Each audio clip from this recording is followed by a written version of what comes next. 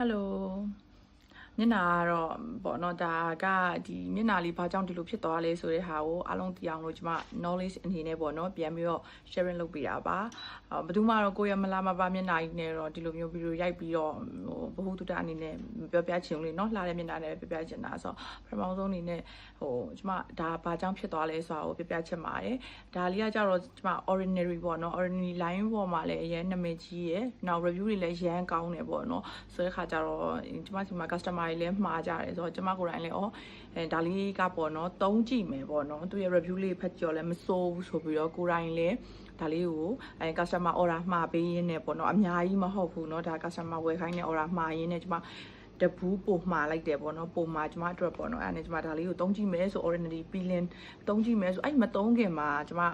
န်မရဲ့ဒီ aesthetic စေကဆရာဝန်မပေါ့နော်ဆရာဝန်မကိုကျွန်မမေးဟိုပါပေါ့ဒေါက်တာကြီးကျွန်မကတော့ဒီလိုမျိုးပီလင်းလေးကျွန်မကတော့အသားကြီးပါတယ်ဒါပေမဲ့ဒီလိုပီလင်းလေးတွေသုံးကြည့်ချင်တယ်ကိုယ့်ကိုအိမ်မှာပဲပေါ့အချိန်မပေးနိုင်တဲ့အချိန်ကြာလို့ရှိရင်သူကပီလင်းသုံးတဲ့ခါကြာလို့ရှိရင်သူက mask ပီလင်းကို10မိနစ်လောက်ထားပြီး mask အုပ်ပြီးလို့ရှိရင် make up လိမ့်တဲ့ဘာညာဆိုရင်မျက်နှာမှာရှိရဲ့ဒီကြီးတွေအမဲဆက်တွေပေါ့နော်ကိုပါးစီတဲ့ခါကျတော့ make up လိမ့်ရမ်းကောင်းနေဆိုပြီးရေးကြတော့ကျွန်မအဲ့ဒါနဲ့ဆရာဝန်မကိုမေးကြဆရာဝန်မကလုံးဝမလုပ်ပါနဲ့ပေါ့နော်အိမ်မှာအရေးပြားပါတဲ့လူတွေကအိမ်မှာမသုံးသင့်ဘူးဆိုသူကတားရတယ်တားတဲ့ဟာကိုကိုကလည်းလှကျင်စောနဲ့ဆရာဝန်တားနေတဲ့ခြားတဲ့နဲ့ကိုမသိအောင်တပူပို့မှားလိုက်ပြီးတော့သုံးကြည့်တော့ဒါ10မိနစ်ကိုကျွန်မမေ့ပြီးတော့15မိနစ်သူကသုံးရမှာ10မိနစ်ကိုပဲထားပြီးတော့ဒီမျက်နှာပေါ်မှာပေါ့နော်သူကတော်တော်ဆက်ဖြင်းဖြင်းဖြစ်တယ်10မိနစ်ပဲအဲ့တော့ကျွန်မကနည်းနည်းအလုပ်လဲရှုပ်နေတော့မေ့ပြီး15မိနစ်ဆိုပြီးတော့အလန်းမှာ15မိနစ်ပေးလိုက်တဲ့အချိန်မှာ5မိနစ်ကြော်သွားတဲ့အချိန်မှာဘာဖြစ်သွားလဲဆိုတော့အချိန်ကြော်သွားပြီဆိုပြီးတော့ကျွန်မ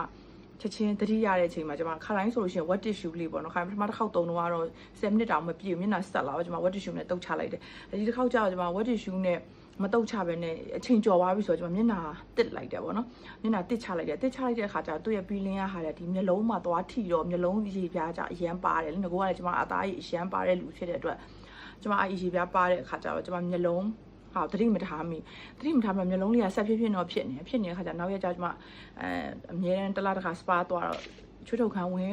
င်တဲ့ခါကျတော့ကျွန်မသတိမထားမိညပြန်လာတော့မျက်လုံးကအရန်ရားလာငါကလည်းဆက်ဖြစ်တဲ့နေရာရေချွေးထုတ်ခန်းမှာချွေးထုတ်တဲ့အခါရေးဆိုအဲ့နဲ့ဆက်ဖြစ်တဲ့အချိန်မှာကျွန်မ mask ကတ်လိုက်တယ် mask ကတ်တယ် moisture ပါတဲ့ mask ကိုကတ်လိုက်တဲ့အချိန်မှာပိုဆိုးသွားတယ်မျက်နှာဒါပေမဲ့ပိုဆိုးသွားတဲ့အချိန်မှာလည်းကျွန်မမျက်နှာမနဲ့ညရောင်လိုက်citron တောက်လိုက်ပြန်ကျသွားလိုက်အဲ့လိုနဲ့နေတပတ်10လောက်ဖြစ်လာတော့ဆရာဝန်မကိုလည်းလှမ်းပြောပဲပေါ့နော်ကျွန်မဒီလိုတော့ဖြစ်သွားပြီဆိုခါကျတကယ်တော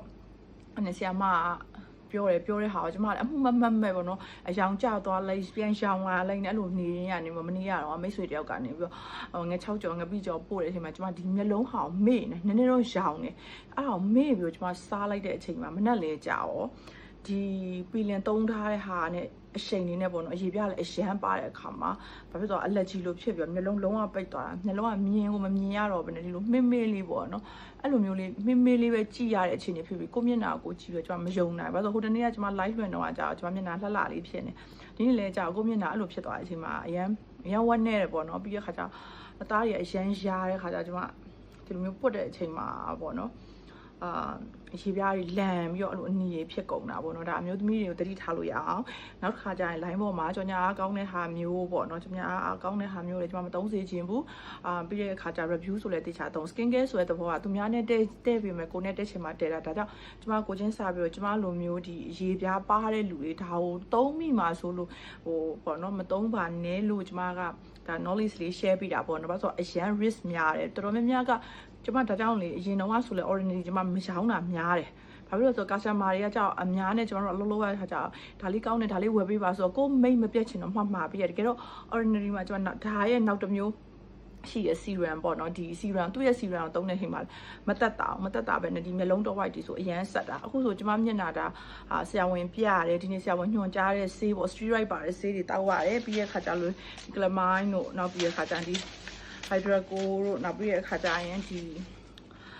omas ရဲ့နောက်ပြီးတော့အလားသေးပေါ့နော်နောက်တစ်ခုကကြာဒီအဆိုင်ဈေးတစ်ခုပါတွဲတော့ဒီဈေးရ steroid ပါတဲ့ဈေးရအရန်ကျင်းတဲ့အတွက်ဒီနေ့ဆရာဝန်ကတရက်စောင့်ကြည့်မယ်ပေါ့နော်စောင့်ကြည့်လို့မှမတက်တာတော့မဖြစ်ထိုးစေးထိုးမယ်နောက်ဒီပြဆရာဝန်နဲ့ပြရမယ်ပေါ့ဘာလို့လဲဆိုတော့ကျမတို့မျက်နှာကဒါလေးကမှကျမရောင်းတာသိနေမပြည့်ဘူးဆိုကျမdepression ပေါင်းများစွာနဲ့နေရတယ်ကျမမျက်နှာပြန်ကောင်းပါမလားပေါ့ကောင်းရင်တော့ကျမအချိန်ပေးပြီးတော့အရန် ကုရအောင်မယ်ပေါ့နော်ဒါတလားလောက်ကိုကျွန်မအချိန်ယူအောင်မယ်ကျွန်မ depression ဝင်တယ်ကျွန်တော်တို့ကြာမျက်နှာပြပြီးတော့လှုပ်တဲ့လူဈေးရောက်တဲ့လူဆိုအလုပ်တွေပြတ်တယ်ဂျင်မသွားနိုင်ဘူးဆိုတော့ဂျင်သွားလို့ရှိရင်သွေးပူပြင်းထန်တဲ့ exercise လုပ်လို့ရှိရင်ဒီကြွက်သားတွေရောင်ရမ်းတာဖြစ်မှာဆိုကျွန်မဂျင်လဲဝိတ်ချရကြတဲ့ရက်ထားတဲ့အခါကျတော့နောင်ပေါ့နော်ကိုလိုမျိုးမဖြစ်အောင်ကျွန်မဒါလေးကိုဒီ ordinary ကိုအရေးပြားပါတဲ့လူတွေမသုံးပါနဲ့မသုံးသင့်ဘူးဆိုတဲ့ဟာလေးကိုကျွန်မ knowledge အနေနဲ့ share ပေးတာပါသုံးလို့တော့ရပါတယ်မသုံးရင်ရောဘာဖြစ်မလဲဆိုရတယ်ဒါပေမဲ့ကိုယ့်ရဲ့အချိန်ပေါ့အချိန်ကိုဆိုရင်9မိနစ်ဆို9မိနစ်ဒီထဲမှာပါတဲ့ဒီမှာသူကပါရေးထားပြီးသားပေါ့နော်သူတချို့ဟာလေးဆိုလို့ရှိရင်ဒီ solution ဖြစ်တဲ့အတွက်ကြောင့်မလို့ဒီ facial မှာလည်းသူက acid ပျော့စားလေးတွေပေါ့နော်အဲ့လိုမျိုးဟာလေးတွေပါတဲ့အတွက်ကြောင့်မို့လို့မျက်နှာကိုနည်းနည်းသူစားပြစ်လိုက်တဲ့သဘောပေါ့နော်ဒါကြောင့်ပီလင်ဆိုတဲ့သဘောကဆေးကမ်းမှာလုံးရင်တော့ပိုကောင်းတယ်နားလေတက်ကြွနဲ့ဆရာဝန်စီမှာလုံးရင်ပိုကောင်းတယ်ကိုယ့်ကိုတာဝန်ယူတာဝန်ခံမှုရှိရဲ့အိမ်မှာကြတော့ကျွန်တော်ကဘယ်လိုသွားပြီးတာဝန်ယူခိုင်းမလဲကိုယ့်ကိုလှုပ်တာလေကိုဖြစ်ကိုခံပေါ့အဲ့တော့ကိုယ့်ဘာကိုတချို့ဟာတွေဆိုရင်ကြောင်ညာအားကောင်းနိုင် skin care တွေနောက်ပီလင်တွေကို testing မလုပ်ပါနဲ့ပေါ့နော်ဒါကပြင်းတယ်တချို့အသားအရေးပြအရန်ထူတဲ့လူတွေနောက်အစီပြန်တဲ့လူတွေဆိုရင်တော့လေ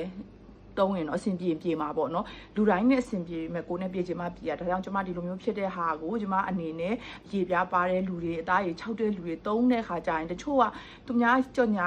ထားလို့ကြော်ညာအားကောင်းလို့များလည်းတုံးတယ်ငါလည်းတုံးမယ်ဆိုတဲ့စိတ်နဲ့ကျွန်မလည်းဒီလိုပဲတုံးခဲ့တဲ့အတွက်အချိန်9မိနစ်ပဲเนาะဒါ9မိနစ်ပဲကြော်သွားတာ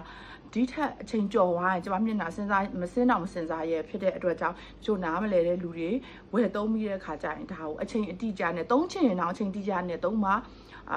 တက်နိုင်ဆုံးတော့အသားကြီးပါတဲ့လူကတော့မသုံးစေချင်ဘူးကျွန်မအနေနဲ့ knowledge ကိုပြန်ပြီးတော့ sharing လုပ်ပေးတာပါဒါကျွန်မတို့လိုဘ ഹു တုတရှိရဲ့လူနားလဲလူသုံးတာကျွန်မမျက်နှာကြီးဒီလိုမျိုးကြီးရောင်းကိုင်းသွားမနက်ကဆိုအရန်ဆိုးတယ်ပေါ့နော်ကျွန်မမျက်စိပွင့်လို့မရကျွန်မ